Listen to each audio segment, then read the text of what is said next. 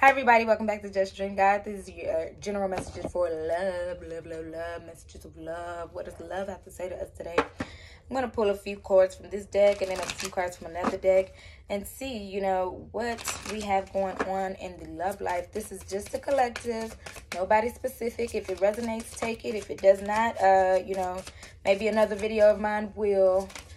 Also, if you guys have a resonating reading, please make sure you book me, get some more readings. Make sure it happens like that because I want to give you guys accurate readings. Sometimes everything doesn't resonate, so take it as it resonates. Okay, your intuition is telling you that children are a factor in this relationship or whatever. Children are a factor in this relationship. Maybe even childhood trauma.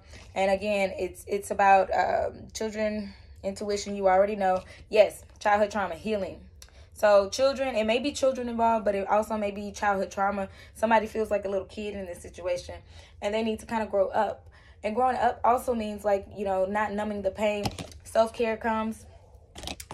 Self-care is needed right now because when you numb the pain, you're in denial of your own self-care, because numbing the pain is alcohol, drugs, promiscuity.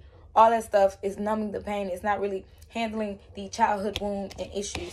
And this is the factors in your relationship. That's the reason why some things are off a little bit. Your intuition is really, really piping up to say that, hey, somebody needs healing from these childhood wounds, and that they're in denial. Because once they come out of that denial space, and actually, because denial is in the middle, once they come out of the denial state, then they, can take care of themselves. That means routinely taking care of yourself, whatever that may mean to you.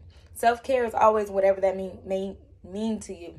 You might want to pour yourself a bubble bath. You might want to take a walk. You might want to self-care, instead of numbing the pain, take a walk. Instead of numbing the pain, meditate. Instead of numbing the pain, listen to music. I recommend chakra music because a lot of lyrics change up your mood.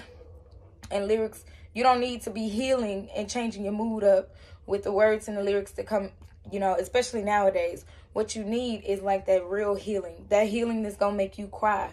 Cry it out and pull it out because you need to pull out that pain. Anyways, once you finish all of that, self-care and all of that, abundance comes to you as love. And that may be you or maybe your partner. The bottom of the deck energy, the hidden energy is true love. So whatever and whoever you're thinking of, this connection is very much so true love. This is emotional, physical, and also unconditional. Split the deck and it says past life love. Your soul remembers this love and this connection. So it's very, very, very intense. But unfortunately, somebody's going through childhood trauma, going through wounds or whatever.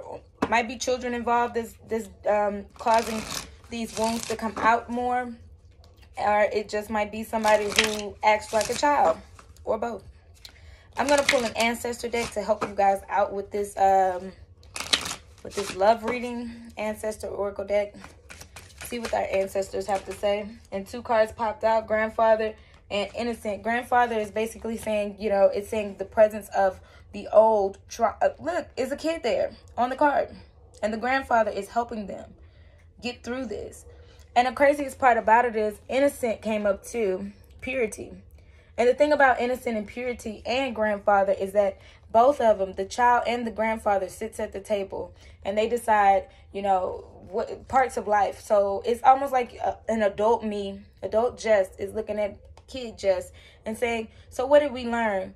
And the little kids, they don't really have as much pain as adults. So the wisdom that adult Jess can give little Jess is that, hey, life has its trials, its tribulations, but it's time to move forward, And what little Jess can tell big Jess is, I live without fear. I live, innocently, because, I get hurt sometimes. I fall down, I scrape my knee, I get back up.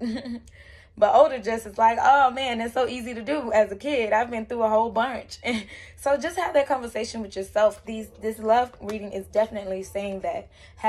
Both of them is talking about innocence. Both of them is talking about a child talking to a older person or somebody wiser than them.